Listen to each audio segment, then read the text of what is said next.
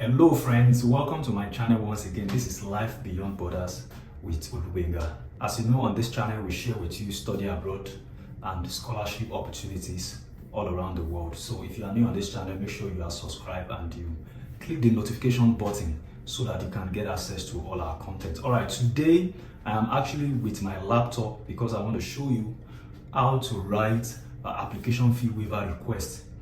Application fee has always been a challenge to a lot of international students, prospective students planning to apply to PhD, masters or undergraduate programs in other countries. And because the fee sometimes is a financial burden for a lot of prospective students, especially when you convert them maybe from dollar, from pounds, from euro, when you convert them to your local currency, it's always a big thing, and sometimes it stands as a hindrance or it stands as a barrier for those who want to apply to some of these programs. So, but again, there are a lot of these schools that actually help you to waive this application fee. Some schools waive it, some schools provide application fee waiver code and all of the likes, while some schools actually want you to request for the waiver.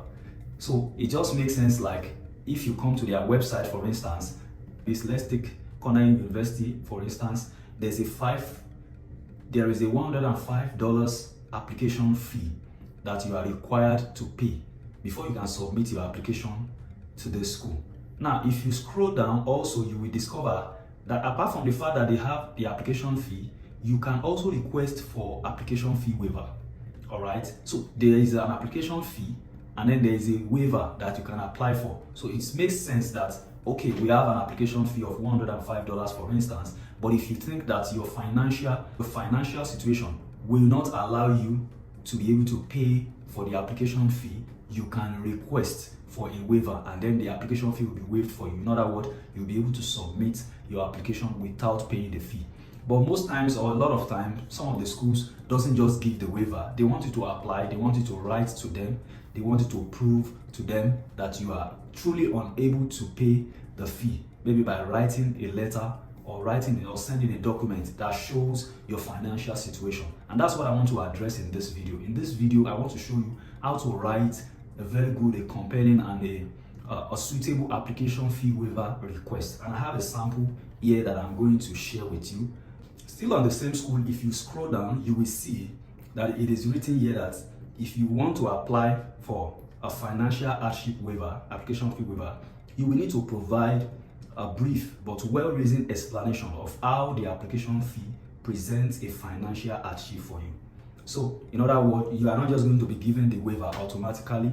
You need to convince the school to provide the waiver for you. Because truly a lot of international students are not able to pay this fee. When you convert this fee, for instance, to your local currency, maybe in Naira, maybe in cedis for those who are from Ghana, from other parts of the world, if you convert it to their local currency, sometimes it's more than your salary.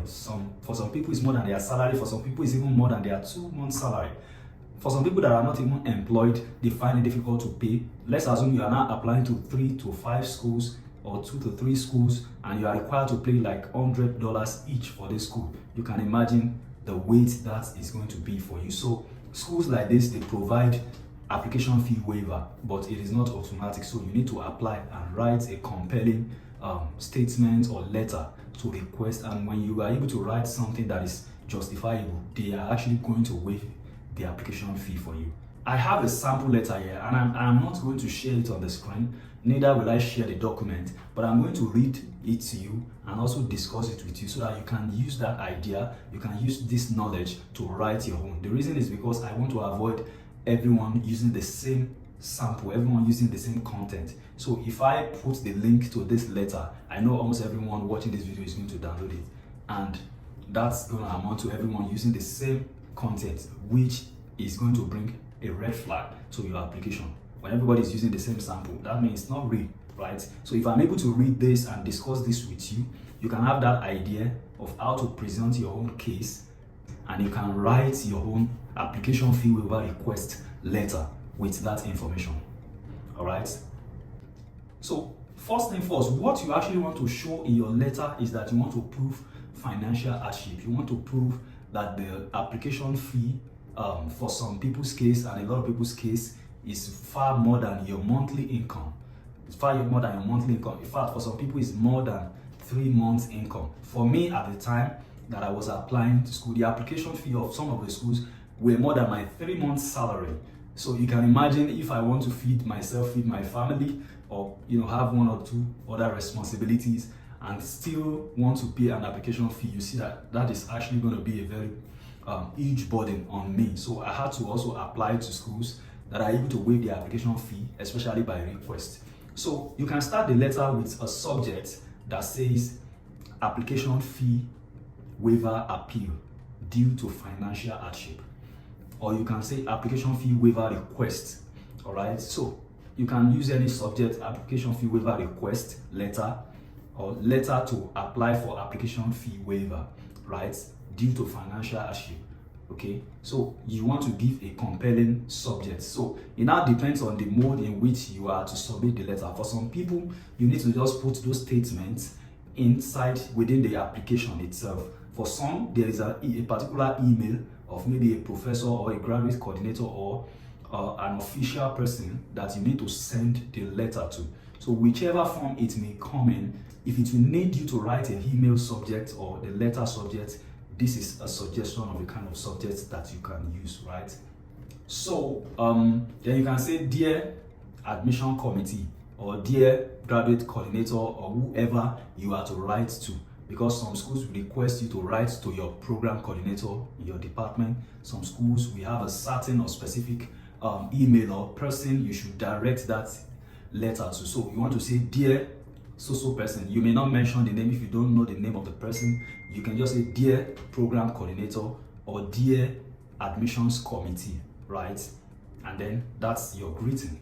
Okay, so the next step is you want to go straight to the point, because some of them have a lot of letters that they are going to read. So they may not have the time to go through your own letter alone. So the first thing after the greeting, the first paragraph should actually be able to tell your situation convincingly, and even if the person is not able to read the rest, they are convinced and they will give you the waiver, right? So you can say, I am writing to humbly request a waiver for the $100 or whatever the amount is, for the $100 application fee due to significant financial hardship. My current monthly salary in local currency, you can put the local currency there, maybe in Naira or in CDs, in CFA, whatever your local currency is. My current monthly salary in local currency, when converted to the US dollars, is approximately dash. Okay, and the application fee represents a substantial portion of my income, making it difficult for me to afford it. Okay, so attached to this email, or attached, that's if you are to attach anything, attached to this email, attached to this letter, are my pay slip and bank account balance as evidence of my financial situation. Right, so in that first paragraph, what you are letting the person know that when you convert, your salary to dollar, it is so amount. For me, when I was applying, when I convert my monthly salary to dollar, okay, it is not even up to half of the application fee for one school. Right, at that time. Okay, and for some, when I converted it, it was exactly my monthly salary. So it means it's as if I am using just 1 month's salary to pay application fee, right? So that is one of the things you want to write, to convince the committee, right? So you are presenting a case and you are explaining to them, because our experiences differ depending on the country we are living in, and people who are not living in your country may not know what you are experiencing or how the financial situation and the economy of the country you are works, right? So you want to present the case and explain some of these things to them. All right, then you go to the next paragraph. You can see when you go to the next paragraph, you can further explain more. You can say the economic conditions in my home country, or you can say also the economic condition in my country marked by high inflation, recession, and devaluation of our currency have further reduced my income, increasing the challenge of managing expenses like this in US dollars. Moreover, I am still responsible for supporting my elderly parents, or if you have a family, if you have a wife, but I think it's just better you just mention your parents. I am still responsible for supporting my elderly parents and my other siblings who depend on me for their major expenses and medical care, adding strain to my financial situation, right? So Don't write it the way I'm saying it. I'm just giving you an idea of how you should write this kind of letter. The reason why I'm saying you should not write it, because as we are watching this video, a lot of people want to just copy and paste. And by the time what you are planning to copy and paste, someone else have copied it, someone else is sending it to the same school. And that's a red flag when you are using the same document. Just use the idea to write your own, right? Yeah. So then you can end with, despite these challenges, which is very important. This is a very important part of your letter, right? Despite all these challenges, I met all the requirements for admission to the PhD program in dash. I hold a degree in this, or maybe I hold a bachelor's degree in microbiology or whatever, and I have a strong academic record. If you have, you can boast on that. If you don't have, you can remove that part, right? And I am deeply committed to advancing my research interest in dash. You mentioned your specific field. All right, so what you have done is you have presented your case, your financial situation, and you have also presented your profile to let them know that you are not just going through this financial hardship. Within all of this, you have a good profile, and you are giving them the reason why they should give you the application fee. And when they see that, oh, this is a good student that we should invest in, despite all these challenges, all this financial struggle, this student is able to come out with this, or this is a prospective student, right? That is what that last paragraph is important for. So, and then you can end it with, I hope you will consider my request as the waiver, or the application fee waiver will greatly help me pursue this valuable opportunity at dash university. They mentioned the university name, right? Then thank you for your consideration, sincerely, or whichever way you end official letter. I know people have different ways of ending. Then you put your full name and your contact information, that's your email and your phone number in international format, right? And you can attach two documents, important, one or two documents. Attach your bank account that shows the statement. Don't just attach a zero account.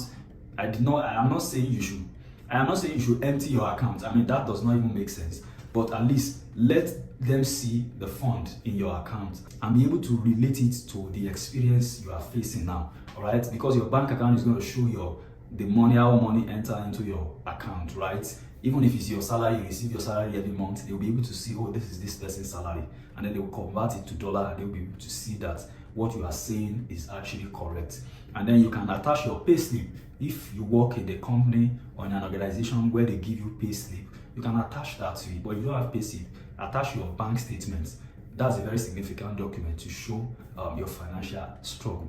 So if you are able to write a compelling document, a compelling letter, a compelling application fee waiver request like this, most times you will get a positive answer, and then they'll be able to waive the application fee for you.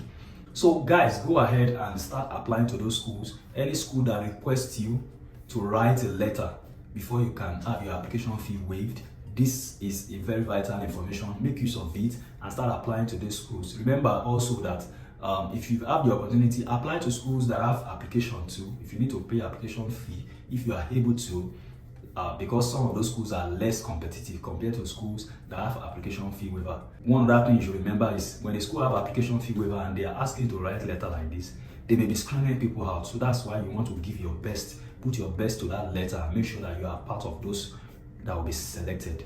I wish you good luck in your application journey. This is the application season, right?